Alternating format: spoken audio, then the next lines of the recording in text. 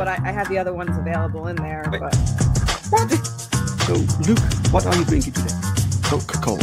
Morning on the way to the gym and set my ukulele on top of the car and then drove off down the road. Going to be the bow after that. Thank you. All right. Thank you for that. Thank you. Look at that. Yo! I learned my lesson from last night. What a welcome, thank you. I drink the most fruity drinks imaginable. It's laundry day. It's laundry day. So you always wear hats with laundry day? I'm going to give you a favor, James. I just say laundry later. So how did you two meet? Well, there's these places in San Francisco. I think they're called bathhouses. It's like one of those things where everyone wants to focus on like the big events that happen, but day to day, what we're doing is we're on like some of our draw streams, smoking weed, making comics. It's chill. It's so much fun, and like Man, it's I'm not a YouTuber. I do this because I want to sell comic books.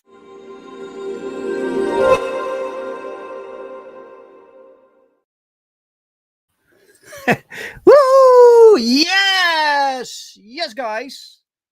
It is Sunday. This means another episode of A Drink with Brink, where I talk with other indie creators about their hopes and their dreams and their lives, but also their books and their campaigns. Because, frankly, I'm kind of bored with mainstream, and indie is where the passion is, guys. I hope you're all having a fantastic weekend, a nice Sunday. My weekend is going well. I've been doing some work so I've been writing a little bit, some new scenes for the book that we're working on right now. Perfect 10, book 6. And Pau has started drawing some of the commissions. So we have a campaign right now on Fund My Comic for Perfect 10 issue 6, right? Plus the Perfection collection, which combines all 6 issues in a wonderful hardcover book or trade, whatever you prefer, right? And one of the perks that people can get is a personal commission from Pau. This also includes the hardcover book plus a signed issue of issue 6. But Pau has started the artwork for the personal commission. So really cool stuff. I'm always curious to see what people come up with. So when you ask a commission and then they make their requests, sometimes they're very specific. So really, really fun. Plus, Pau will be working on the bookmark. So with the trade paperback, we'll be offering a bookmark because it's a hefty book, guys. It's 192 pages. At least I like to add some pages if possible, but it kind of depends on how the campaign goes. We need more backers. We need more funds, guys, because this is basically to fund the production of Perfect 10 issue 6, right? And then whatever is left, we can use to kind of upgrade the trade paperback. That would be awesome. That would be great. All right, guys, before I go to the chat, I have a little bit of news. That is that my guest has not arrived yet. So I sent him a message like yesterday that he is scheduled for today. I had no reply. I set things up for today. I sent him the invite to the show. He hasn't shown up yet. So not sure what's going on. I hope he is okay. So he has the link, so if he sees it, he can still jump on.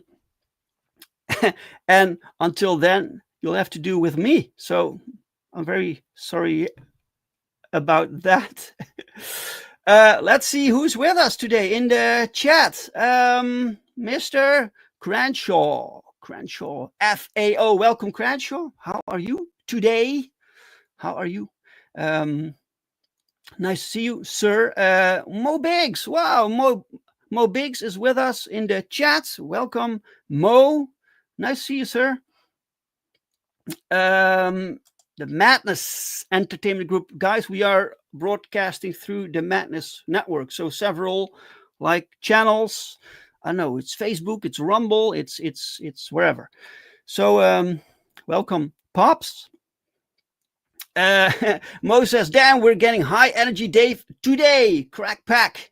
Yeah, I'm trying. I'm trying to give a presentation here. You know, it's once per week, so I might as well try. Yeah. And the link to the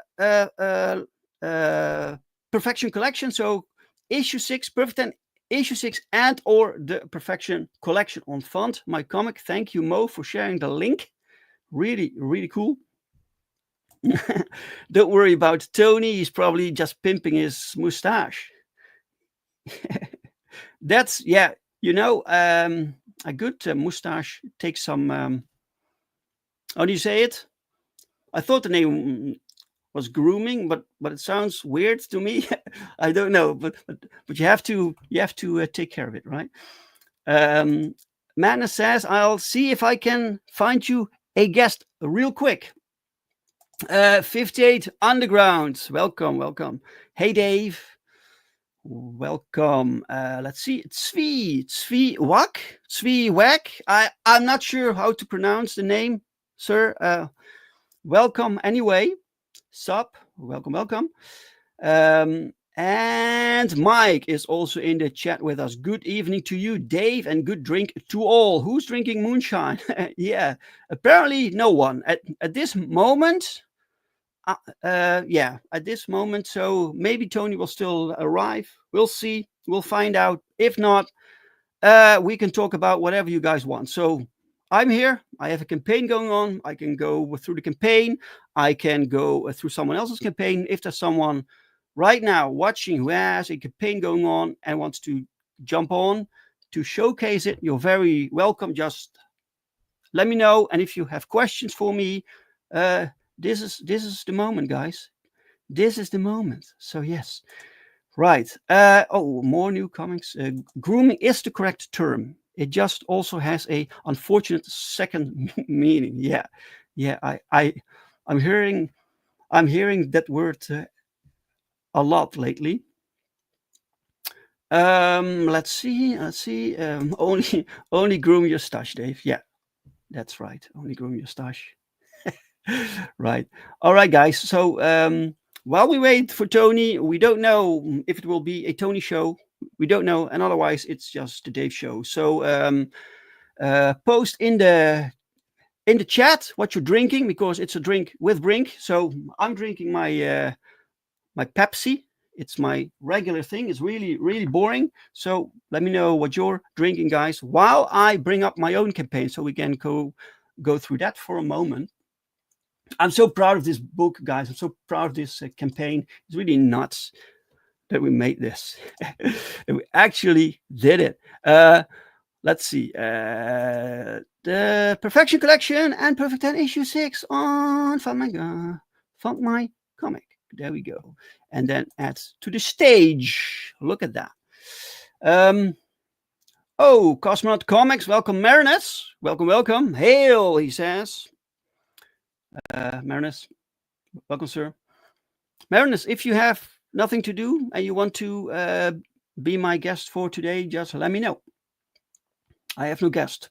So still drinking coffee, says Pops. That's good.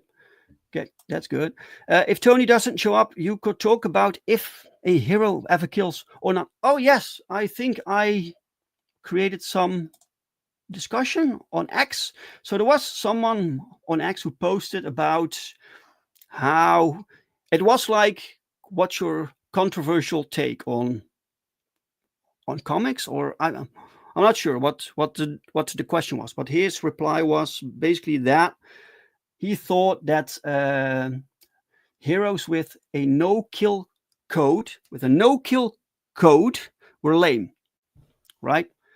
So I kind of replied like, I think that heroes that I prefer heroes with a kill code of a no kill code, right? Because this separates them from villains. What's the point of, so the villains probably don't consider themselves really villains most of the time, but they don't have the no kill code.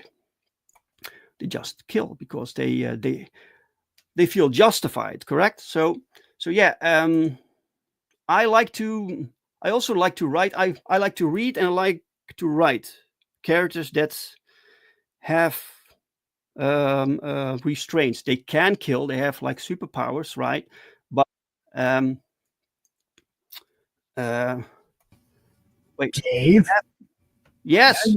Now you're going to end up with the crowd because I brought one and Cosmo's coming in as well. So All right, great. This is Nem. Dave meet Dave again today. Dave meet Dave. Dave Howard is the host of Nem in the AM on the network. He co-hosts with me on What's Your Issue. He runs a game stream on the network. He has a comic of his own and all kinds of other stuff. I'm gonna get out of here and let you talk to him and talk about your book and his book and all that. You know. Sure. Well, welcome, Nem. Hi, how are you doing? Yeah, I'm doing fine, sir. It's really strange. I'm not really used to running my show and then someone just comes in and then, hey, here's another person, and okay. But yeah, that goes with being part of this network. So Absolutely. You're also part of the network, Nem? Yes, I am. I joined. Well, I've been around the network for a while. I've been doing shows with Pops and stuff for a while now. But I've been running a regular show. Gosh, the better part of a couple months at the moment. So I do Nem in the AM on Monday and Friday mornings, it's kind of like a morning show. So we talk about, pop culture stuff. We talk about music because I love music videos. We talk about a lot of music, movie news. And I love to look at, I've got a couple segments called Something Old, Something New, where I'll look at old TV shows, new TV shows, and, show trailers. I love to, one of the things I really like to do, especially on that show, is introduce people to old movies or old anime and stuff that people have forgotten about, so. Yeah, people are constantly looking for new things, new content, right? When's the new movie coming out, or new comic, or whatever? Well, we have like decades of material that people never heard of. Yeah, I love doing that, especially like one of my, my two of my favorite genres of movie are horror and science fiction, which is also the stuff that I like to write. And I have another show on a different network called Cinema Crusaders, where we review old movies, and our rule is the movie has to be at least 10 years old. But a lot of times we go back, so we've done recently, we're doing science fiction at the moment. We've done the Invasion of the Body Snatchers, both the 50s version and the 70s version. We did the day the Earth stood still, Forbidden Planet, so all those great things from the 50s, 60s, and 70s. So. Wow. How many versions are there of the day the Earth stood still? Two. Two, yeah, right? Just the two. Yeah. Wow. That's like, if you compare that to War of the Worlds, which is like a gazillion versions. Why didn't they tap in the like these other franchises? I don't know. It's funny though. It's like, it seems like every other version of the War of the Worlds fails miserably. Like I heard that this latest one that came out, was it Ice-T? Version? Yeah. I saw that. Yeah. But I didn't see the movie. But I didn't see the movie. But I saw people talk about it, and no, I won't spend my time watching that. But it was really funny how they responded to it. It's like the cheap version. Like you have this epic franchise, but you have no funds. So this is what you do. You spend it all on iced tea, and that's it. And the money's gone. So what do you do? Yeah. Well, it's like I think one of the problems with The Day the Earth Stood Still is if you look at that story, there's not a whole lot going on. There's not a whole lot of acts or anything. I mean, there's the big robot and he does a couple cool things, but most of that story is the kind of science fiction that makes you think. And I hate to say it, but people don't want to go to a lot of science fiction movies like that now. If they're going to a science fiction movie, they want pew pew and explosions and all good effects, and that's about it. So this is true. But they could like tweak things. Like, for instance, the original Thing was called, what was it called? The Thing from Another World or something? Yeah. The original Thing. So they completely changed it, right? So the basics are pretty much the same, but the version from Carpenter is completely like renewed. Yeah. Awesome. Yeah, it's interesting how that works too, because it's not often where I'll see a remake or something and I think it's better than the original. I'm just one of those people that likes the originals of movies and books and everything. Yeah, in fact, I like the books usually better than the movies. I like the John Carpenter version of The Thing better. Maybe it's because I saw it before I saw the older one, so I don't know. That was my chronological order also. First that one. Sometimes do you think sometimes maybe that they change too much, so it kind of isn't the same movie anymore? Yeah, or they change so much from the book that it's not like. My friend and I were just talking about that with Starship Troopers. So the movie and the book, it's like, and he's one that really loves the book. Like he really enjoys reading that book. And I've read it, and I read it after I saw the movie. But I see his point is that he can enjoy the movie Starship Troopers if he makes believe that it has nothing to do with the book because they change it so much. Kind of like World War Z too. Like World War Z changed that book so much. So it's like I can enjoy the movie for what it is, but they're so different from the book and the movie. So it's kind of a different thing now. Yeah. Definitely. Wow, I'm behind now in the chat. 1 sec. Let me go through that. No problem. Let me see. Mike says, heroes restraining from kill. I can only agree with your thoughtful response. I didn't think it was that thoughtful, to be honest, but it's like, what's your take, Nem, on superheroes? Should they have a code that they don't kill?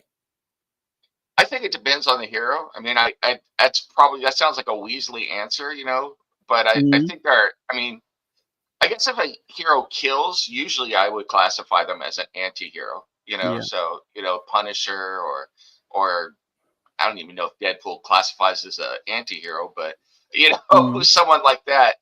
But yeah, if they kill, as a general rule, you see this question all the time with Batman. It's like, if Batman kills, I don't understand why more people can't understand that Batman kills and starts killing criminals. He becomes the very thing that he's trying to protect against in the first place, Yes. So yeah. Yes. I can totally see the argument, like, for instance, the Joker keeps on like murdering people. I get that. But in the end, that's like responsibility of like the state or the justice system or whatever. But once superheroes allow themselves to play a vigilante, to play like executioner, where does it end? So yeah. I think it's a great point. Plus, if you look at what was I thinking of? The Dark Knight Returns, that whole series, or the Civil War, where they explore this idea of, heroes being outside the government and being reined in. I was like, if you really want to start getting that realistic where heroes are going to fight and they're going to kill people. It's like, well, then the government isn't going to allow unlicensed, unregistered people to go around and be taking matters into their own hands and justice and killing people, you know? So the whole thing starts to break down at that point pretty much. So. Yes, this is true. This is true. Mo Big says Batman's no-kill code is because they need an excuse to not get rid of some of the best characters like the Joker. Yeah, we know why it's done. Oh, send me the link, Dave. All right. Marinus wants to be here with us, so let me send the link for a moment. 1 sec. You know what's always interesting me with the Joker is that so many times it seems like the Joker's died, and then they had that whole, you know, it was a fan theory, and then it's sort of become canon with the 3 Jokers theory, where there are 3 separate Jokers, or numerous people have taken up the mantle of the Joker. It kind of makes sense to me in some ways, but it's just, then it becomes almost like a movement instead of a character. You know, it's like there's so many people becoming the Joker, which is interesting in its own way, I guess. So. Yeah, it could be interesting. It's true. I heard of that storyline. Not really a fan. Mm-hmm. I think they do it too much with like you have this character that is unique and popular, and then they milk it to death, and this feels like kind of like the same thing, right? Multiple Jokers. Yeah, definitely. Marinus, I sent you the link through X. Damn, if Tony shows up, it's gotta be the clash of the Mustache Titans. Yes, hail Nem, Moses. Hey, what's going on? Anime, here we go.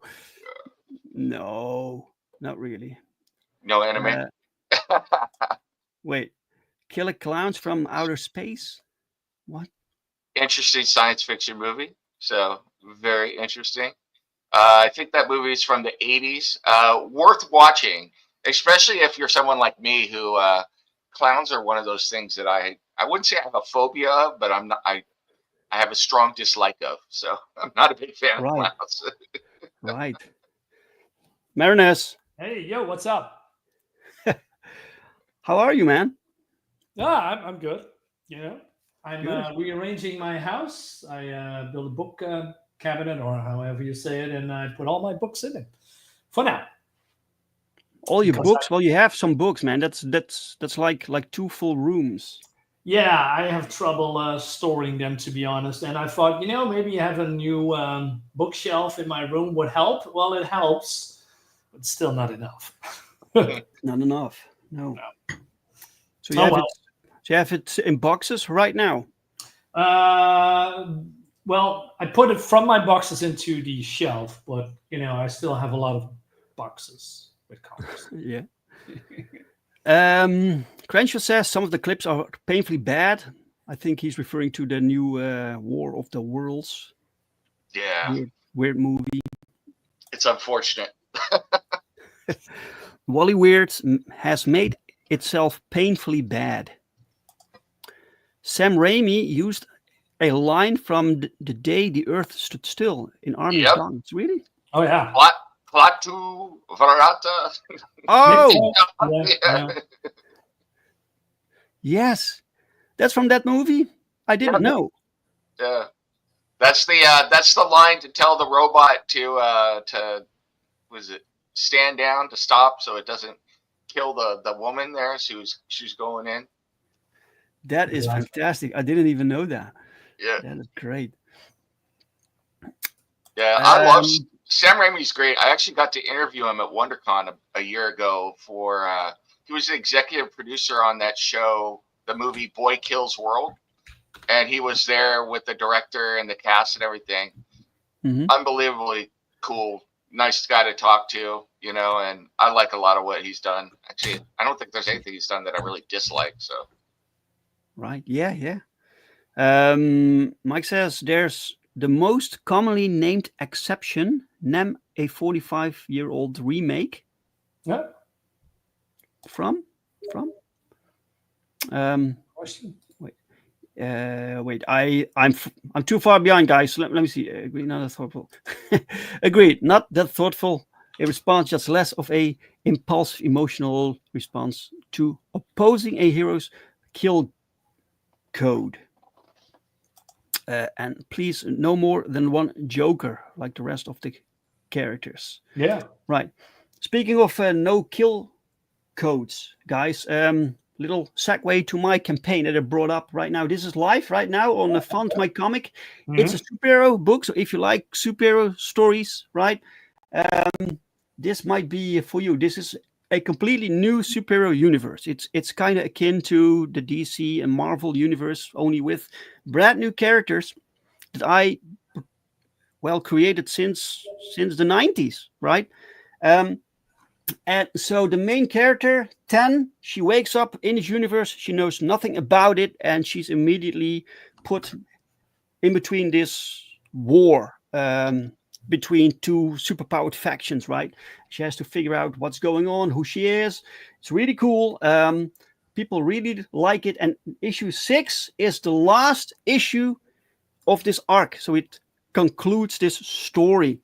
It's drawn by Pau Rodrigues. Pau Rodrigues, who drew for Marvel and for DC.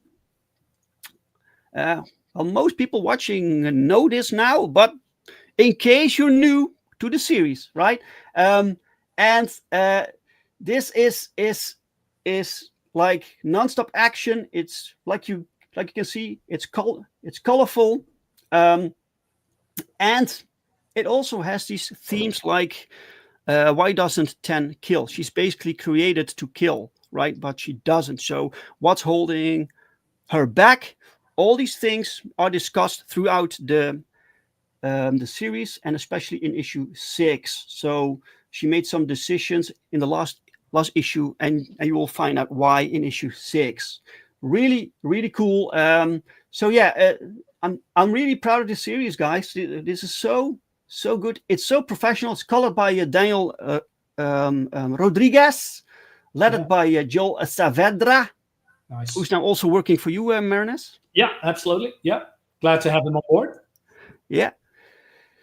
And the back cover is colored by my friend Roland, because Roland did the very first cover when we first started with issue 1, and so I thought it would be cool to have him color the final cover also. Yeah, great. So that, and these are all the books that you will get in the Perfection Collection. It's what we call it. It's now 192 pages. Wow. So all 6 issues plus all variant covers you can find in there.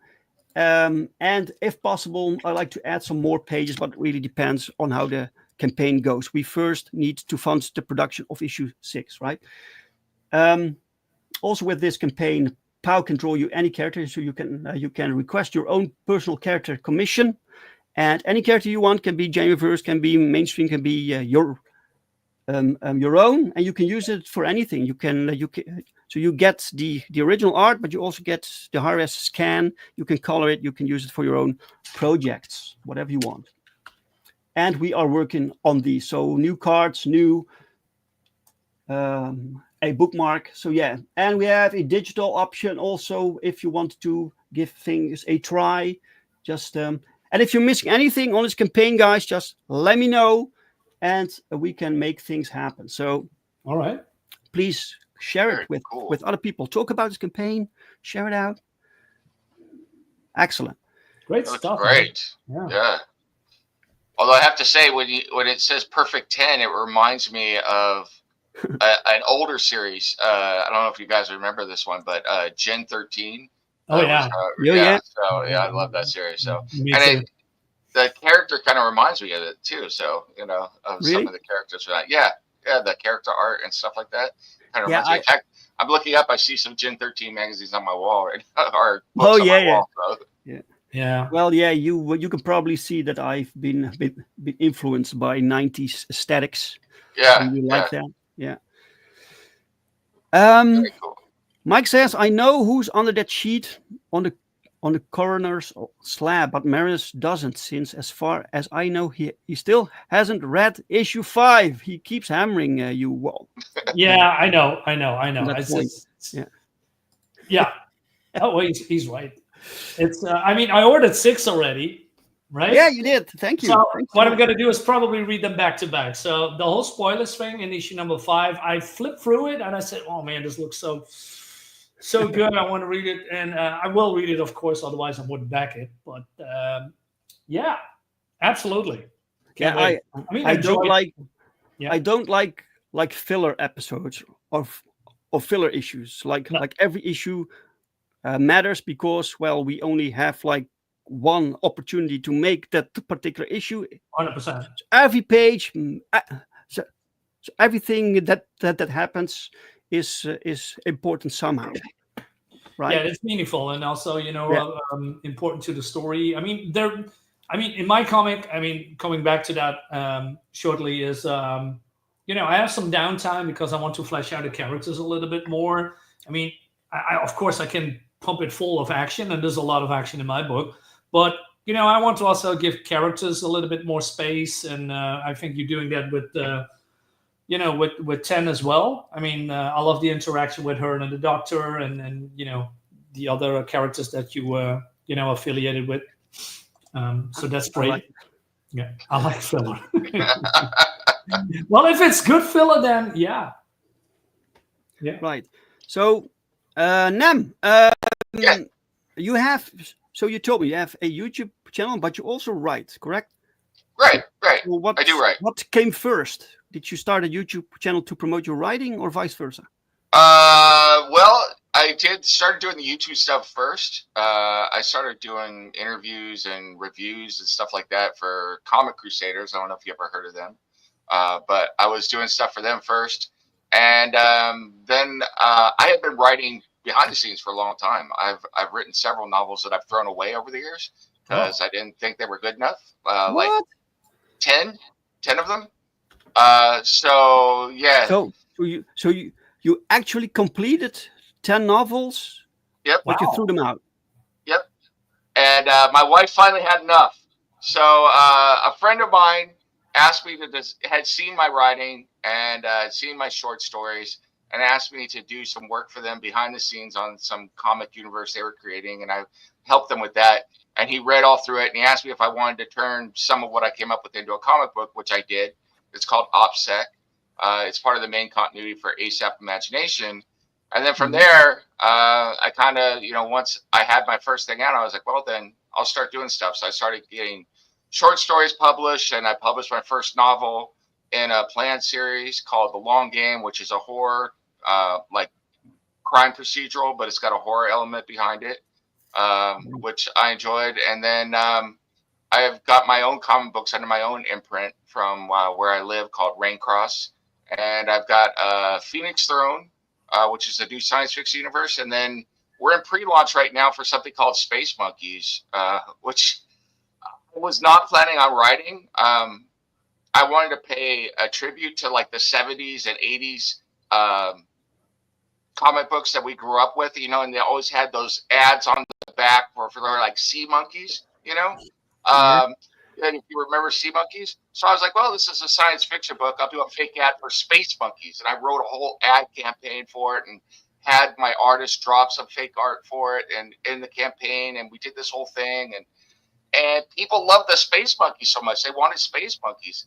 So I developed a new series on it, and we got issue 1 coming out. And people seem to really be excited for it. But the idea was that it was a kids show in the science fiction universe that is actually based in reality, where they're injecting this organism into people, and then inside everyone's body you have space monkeys that are living in this microverse. They're fighting for control of your body against mutations and germs and everything else, so wow. Yeah. And that's a novel or is it a no, comic? That is a comic book. So yeah. Right. Yeah. So we're in pre-launch for that right now. So that's excellent. Do you have the link? I can send it. I can send it to you in the private chat. So Yeah, do that. Yeah. it's not as fleshed out as I would like. I want to work on the video, but there's a video up there. But Oh, let me find it real quick. But people can sign up. Oh, absolutely. If they're interested, right? Crenshaw isn't even sure if he's finished reading 10 novels throughout his life, right? 10 novels. You've written 10 novels. That's crazy, man.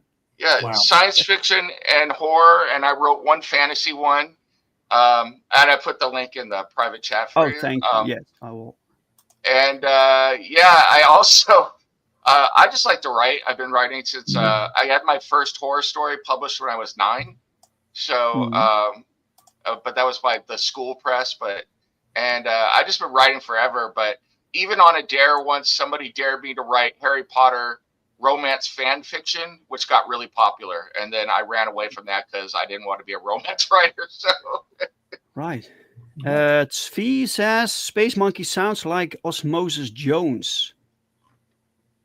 I remember that. That was with Will Smith. Was a anime, right? And the thing with Space Monkey, so this is it's a parody. So we're parodying all sorts of classic science fiction, along with like movies and stuff I like. So the best way I can describe it is take Spaceballs meets Jay and Silent Bob meets Star Wars, and you probably have a pretty good idea what the first issue is about. So, all right, I will put it in the chat, guys. So Space Monkeys. There we go. Space Monkeys pre-launch. This is. Yep. So when will you launch? What's the plan? We're going to do a nice long pre-launch. I learned that from my other Kickstarters. I want to get a good amount of people behind us. So we're not going to launch till January. So you got a while.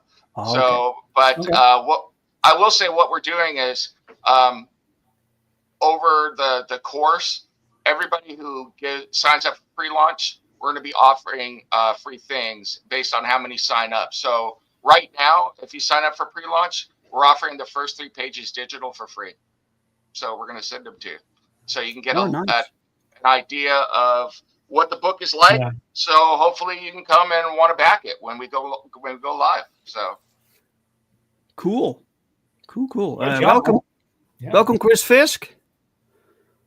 Chris, welcome. Chris has a fantastic series also. Yeah, but as you can tell, like from that picture right there, this is from the cover, the main cover by my artist Mateo, and it's a parody of the classic Star Wars: A New Hope poster from all those years ago. So but those are your little space monkeys there. So that's cool. Looks cool. I could throw up some of the interior art if you want to see some of that. Oh, really? So, you have some? Yeah. I love to. Let's see what I got here. Mike says Tales to Astonish and EC Comics Sci-Fi. Right. There's the finished page 1. I just threw it up there to share. So. Here. Yes. Wait. Oh, there it is. Right. Yep. Cool. So just give you an idea what like the general theme is, and so of the book. So it's like bright, vibrant colors. It's kind of cartoony, but definitely old school science fiction, stuff like that. Just having a lot of fun with it. So and thanks. Yeah, my artist, his name is Mateo Masharowski. He's from Argentina. Great. Love him. I've worked him on, this is my 3rd project I've worked on with him now. So we get along really well, and it's always cool to work with him. So is this an all ages book, or is it purely for young adults or kids? Or no, it's an all ages book. There are there are jokes in it that I think that adults will get on another level, but we're not doing anything crude where I would say that if you give it to your 9 or 10-year-old, that you don't want them to look at it at all too. Right. If that makes sense. But the cool thing that I'm kind of proud of is up until this point, I've been strictly a writer, writing stuff. So this is my first time trying my hand at color and lettering. So. Okay. All right. Basically, you are evolving your style. Yeah. So I used to paint miniatures. Wasn't a professional at it, but I was. That was what I used to play Warhammer all the time. I don't know if you know that. Yeah. And so I painted all my armies and everything.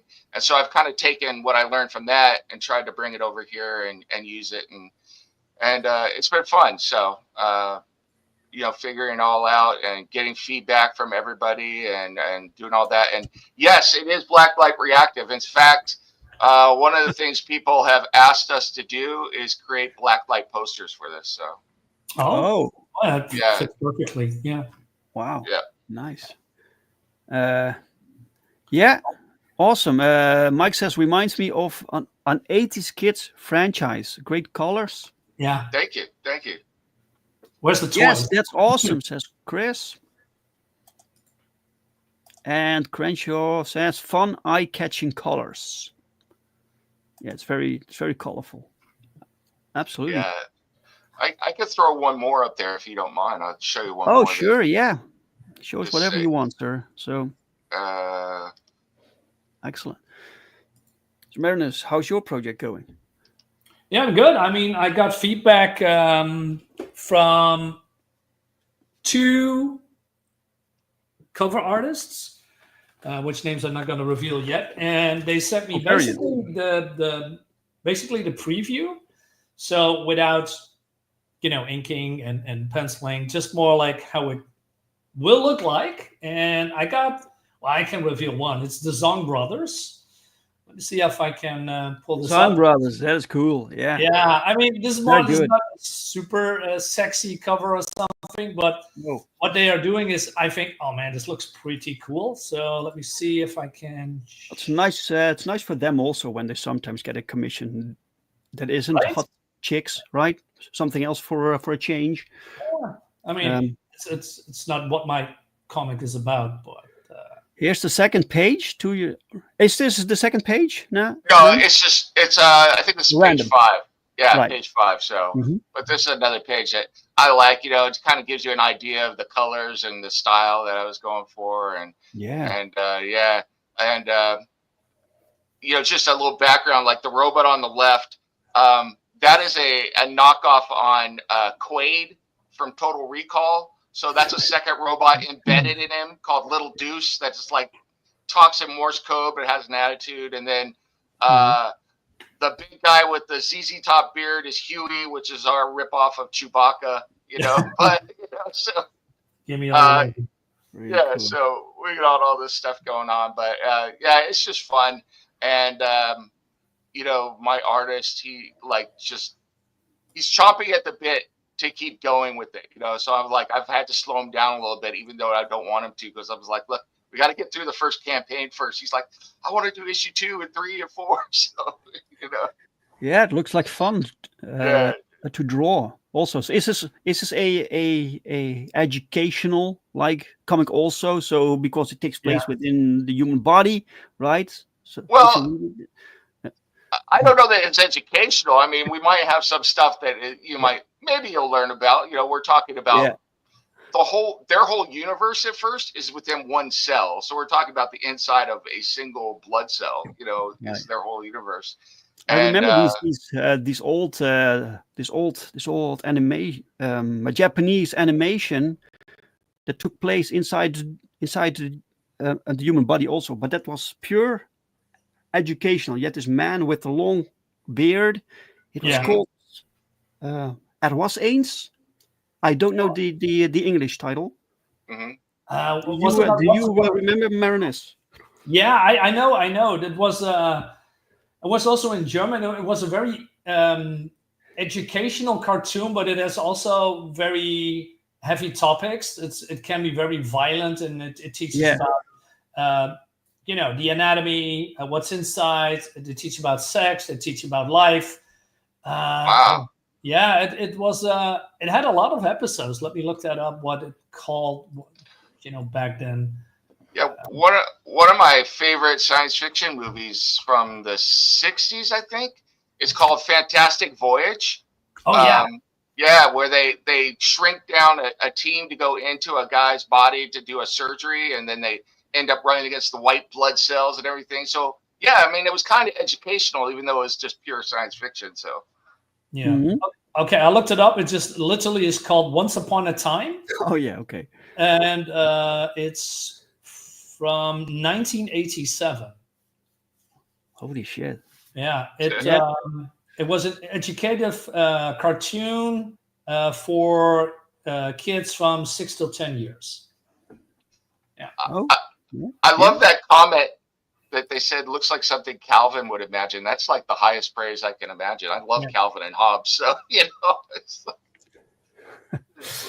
I never thought of that, but Chris says there's a theory out there that states that the larger we zoom out from our own universe, the more it resembles molecular structures. Basically, our universe exists within a massive organism. Nice. Yeah. Yeah, definitely.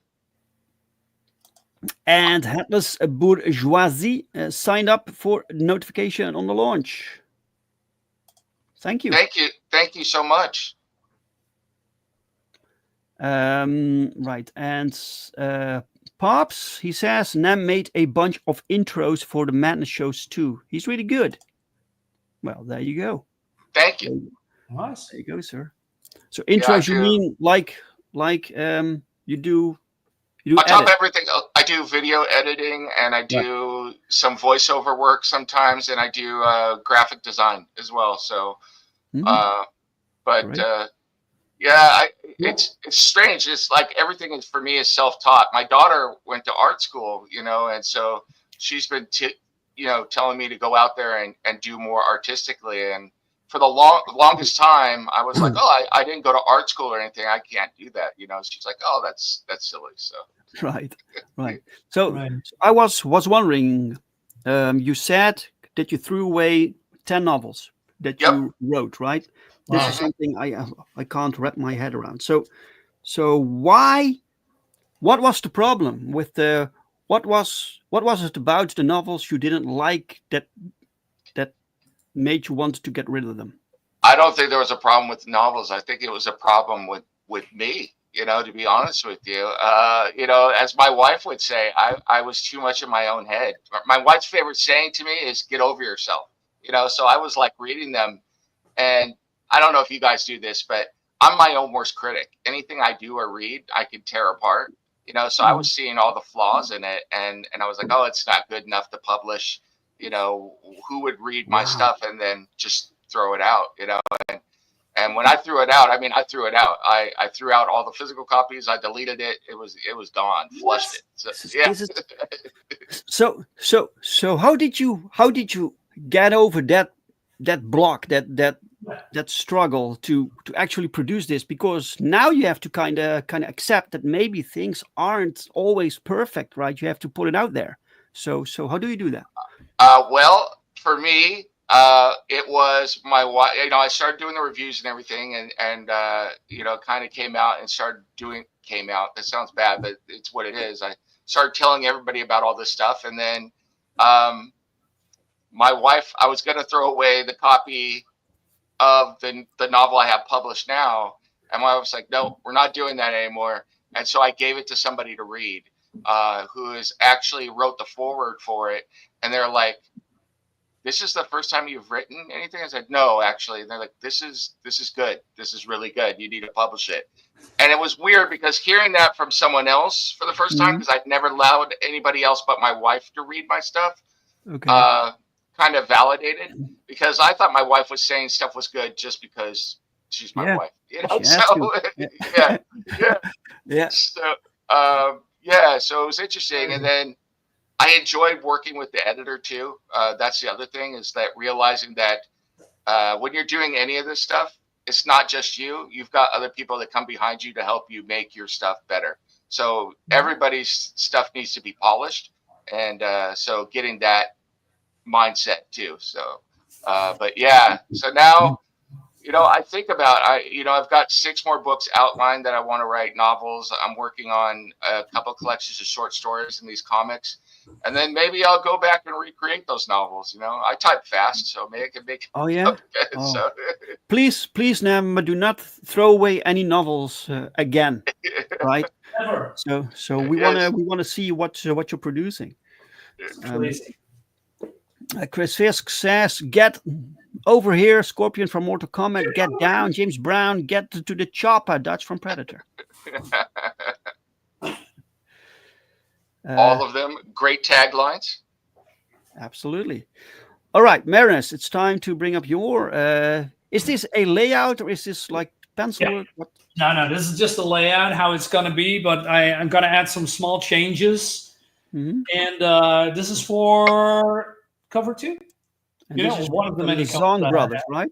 Yes. So, indeed, the Zong brothers said sent it me today. And yeah. Oh, wow. Yeah. And he's doing the colors as well. I mean, if you see what the Zong brothers are capable of when it comes to coloring, not only the arts, but the coloring is stunning. So I cannot wait until the finished product. This is more like a nice, easy, laid back cover. I think, hey, that's totally cool than all the action covers and post covers that I have. Yeah. From volume 1. And so I like to change things. It's not all action. I want to do something different as well. So yeah. So this will be a actual variant. It won't be a pin-up or something. Yep. Right. Yep. Cool. It's going to be a variant of volume 2. Like I said, volume 1 is almost done. I believe less than 10 pages, and then it's already done. And then we're gonna, like I said, we still need to fund on Kickstarter and fund my comics. But in the meantime, the book can be already produced, and then gonna showcase that a little bit more on my channel, other channels. Mm-hmm. But in the meantime, I'm also already producing volume 2, and I'm already writing it for the most part. So yeah, but I want to have a cover that I already can show, and that I'm happy with. So there is a one on Kickstarter. So I've already now 3 covers. I'm going to add one on a Kickstarter as well. So I'm doing per volume or per, campaign, 3 till 4 covers max. Right. So, I really love the line work. It's really great. And your characters, I hope it's okay to say this, but they remind me of anime. Especially the character on the right with the pose and the flowing hair like that. Definitely got an anime feel to it. So yeah, it actually is. And Zong Brothers, if you are, they are on Facebook and on social media. Zong with an X, by the way, XONG Brothers.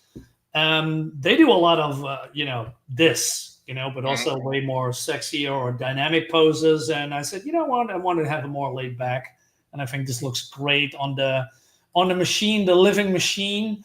Because that's part of the story, the pylons, those bioweapons that they are in, and, fighting evil, fighting monsters. And I cannot wait until this finished with colors and all. It should have looked great. Yeah. I don't know why, but I'm looking at this, and it's like, this would be really cool as like a paint by numbers kit. Those detailed paint by numbers kits? Yeah. So, I don't know. I don't know how easy those are to make or how hard those are to make, but I would do that. That would be really fun, with the paints and stuff like that on a little cardboard canvas of this printed on it. Yeah. I know what you mean. Okay, that's a good one. Yeah, for a coloring book, that's also something. Yeah, definitely. Yeah, really cool.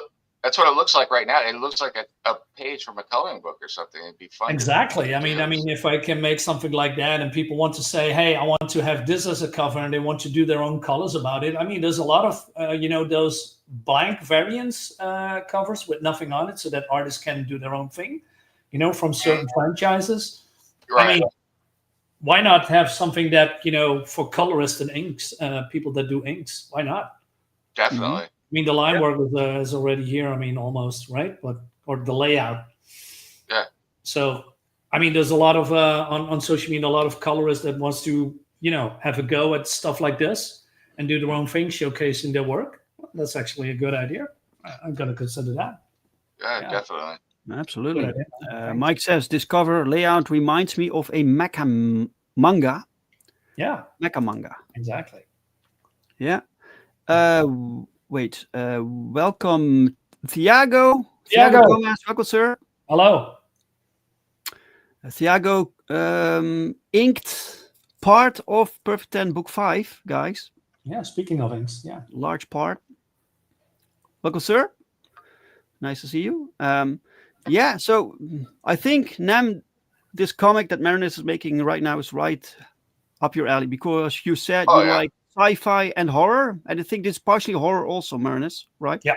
Yeah, absolutely. There's like I said, this is a science fiction series.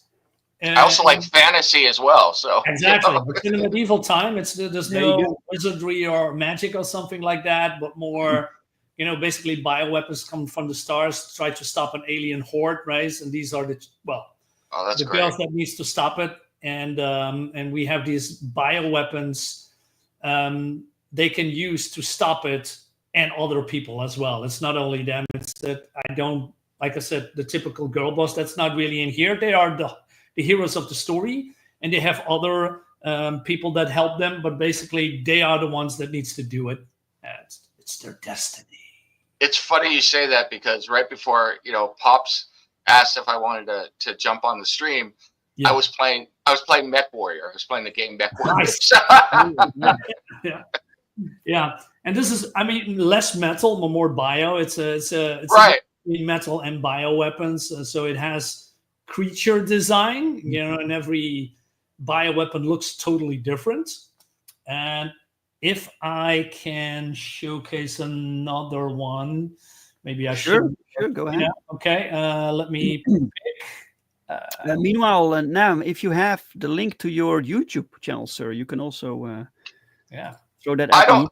I don't have my own YouTube channel. I'm on the Madness, so I do. My shows are all in the Madness, except for Cinema Crusaders, which is on Comic Crusaders YouTube channel. So you can just look for that. So Comic Crusaders.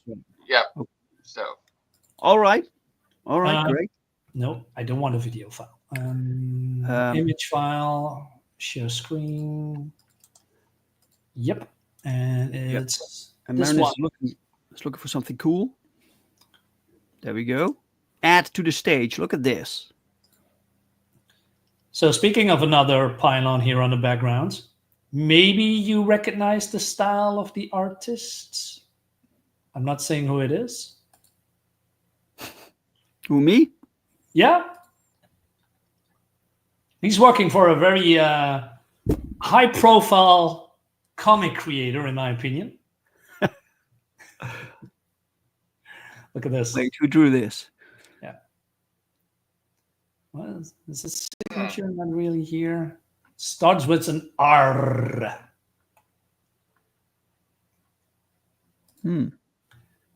Oh, it's a signature here as top as well. I wonder who that is here.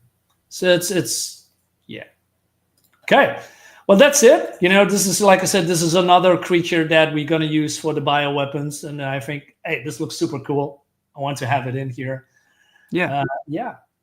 I see you moved the shard. Yes. Yeah. Yes, because of the logo was in front of it. And I think we're going to use the logo behind this. Otherwise, it would clutter up and miss a lot of detail.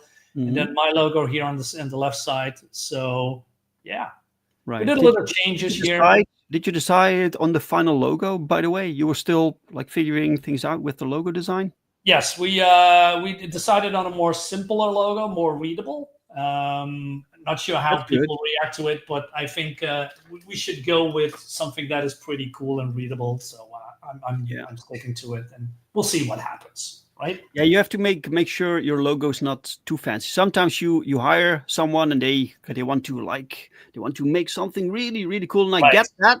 But oftentimes the simpler the better, so it stands out against a more complex. Yeah, listen, Billy Basco's layout was phenomenal, I think, but it wasn't a little bit too complex for the logo in the beginning, so we're going to change that. But I'm still going to use it for something else. because he did a great, fantastic job. He put a lot of hours and design into it and a lot of work. So I'm not gonna, let that go to waste as well. So Cool. yeah. So there's some other art ready to be Oh brought yeah. up? I just wanted, this reminded me of, I've got another book out called Phoenix Throne that I'm getting ready to re-release, or I want to bring to Critical Blast for physical distribution and doing digital. The book is already done. It's been out for a while, but this is, it reminded me because it's a whole science fiction universe, and one of the factions has giant mechs and everything. So that was a cover that was drawn by Luke Stone of the queen of one of the factions. So Phoenix Throne. So, and, yeah, so that is Queen Elizabeth, and I've learned a lot since then about layout and everything. So just looking at it, I can see problems that I want to fix. But yeah, I love the artwork behind it. It was really cool. And yeah, Blood World is the overall universe. So, and there's a lot. I don't want to take up all your guys' time talking about that, but I'm hoping to. Okay. Don't mind us. Well, Blood World, the whole idea behind Blood World, and the reason it's called Blood World is that I was sitting there thinking, what would a society where everything is built around genetic engineering look like? And so that was how I came up with one of the factions in Blood World called the Soul Scientific Symposium, S3. And everything about them, their technology is all built around your genome. So, all of your banking records are encoded into your DNA. All of your files, everything is encoded in your DNA. And if you can't, but to access its technology requires certain chemicals and things like that. And some people are allergic to it. And so they're like a lower caste that are rebels in this society. But so there was that society. And and I plan on doing a comic book or a series of short stories around these things called blood race in that society, where they train assassins from birth to be able to modify their body and change it to grow weapons or armor or a whole host of things. They could change your body real time. Yeah, Gattaca, exactly. That was a big inspiration. But every time they change their body, it takes a toll from them, and they only have a certain amount of times they could do stuff before their body basically dissolves into goo. From doing this all this time. Cool, yeah. And so, those guys are kind of the bad guys in the whole world. And then this group here is the Ganymede monarchy, and their whole thing is transhumanism. So they're about combining technology and humanity, and they're enemies of S3. And but their whole thing is they're exiles from Earth. They were exiled from Earth because all of the world's religions were outlawed, and so they were sent away from Earth and tried, and they crash landed on the moon Ganymede. And so they've developed all these big mechs and combined everything and done that. Meanwhile, Earth is pretty much idiocracy 500 years in the future. It's devolved. Everything is falling apart, and it's mutated. The climate is terrible. The oceans have come alive at some point and actually predate on people. They go and hunt people down, and the mutants roam the wastelands. So it's become the worst version of Mad Max. And so people go there to hunt or try and farm the old technology, but it's a really dangerous place. And the whole point of Blood World is that these groups are in constant fighting with each other, almost like Warhammer. But eventually, I plan on having an existential threat come from outside of our universe. And it's like, how are these groups going to coexist and try and fight that off? So, it's really cool. This first issue is out there. It's a lot of fun.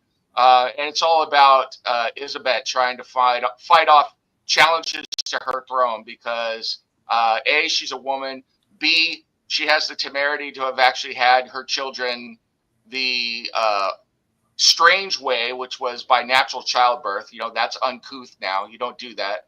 And, and C, she's got parts of her own family trying to undermine her and are working with their enemies in S3. So, because the Soul Scientific Symposium want access to their genetic material. So, all right.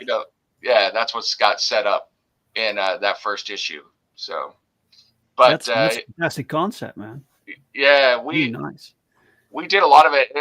The fun thing for me is I'm one of those people who likes to world build. So when I started thinking about this world, I sat down and I wrote, how much did I write? It's like 75 pages of world history, starting at 2016 and going all the way forward to the current year, which is 2578. So, Whoa. yeah. So that's a lot. Yeah, but it was fun. You know, I was just sitting there thinking, well, if this happens, then what happens now? And then this happens, this happens. It's kind of, you know, it's the kind of thing that I used to do for a job. I used to be an Army officer. I was a staff officer. So it's kind of like the way they make you think. It's like, you know, think of all the possibilities. So, you know, sometimes it's fun to do that. Wow. That's a lot. It's great. That's incredible. Really, really cool, man. By the way, I need to say hi to John. John's Longbox. Welcome, sir. Hi, John. I think Pops was bringing up like comments. It's really strange when I have. Look at this. I'm not doing this, guys. This is my show, but I have no control whatsoever. Right. And the second art was yes. I love Idiocracy from Afar. Yeah. It's a bit close to home sometimes. Yeah. Really nice, man. You have something else also? Let me bring this up. That's interior art from one of the pages inside the Phoenix Throne. So so like I was saying, the Ganymede monarchy is all the world's religions were exiled, and so this is one of the nobles, but he is Hindu. So you get a better look at him in other, but he is a manifestation. He's a Raj, and his armor represents the Hindu god Ganesh. So. All right, there's a religious tones in here. Okay. Yeah. So, like we haven't explored it fully yet. I plan on doing that, you know, in later issues and then short stories and stuff. But you've got the Hindu religion, you've got Catholicism, you've got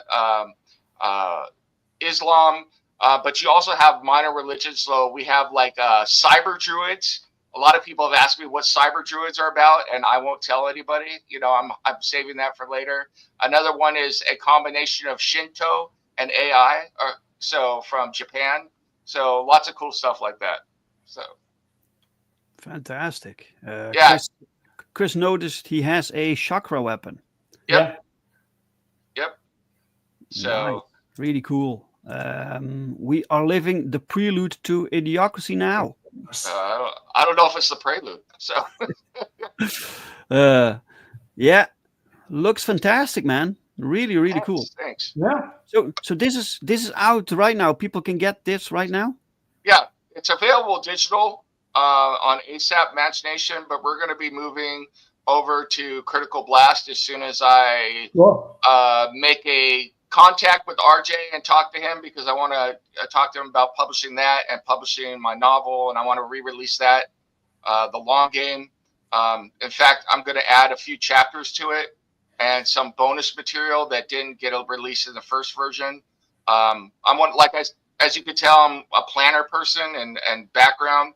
So when I wrote this long game, there's a whole story with the serial killer. So I wrote case files and did diagrams, and there's a journal I wrote of the demon in there talking about how he planned a bunch of stuff, and you know, all these things that I want to put as appendixes to the book as well, for people to get in the second version of the book. So wow, that's badass.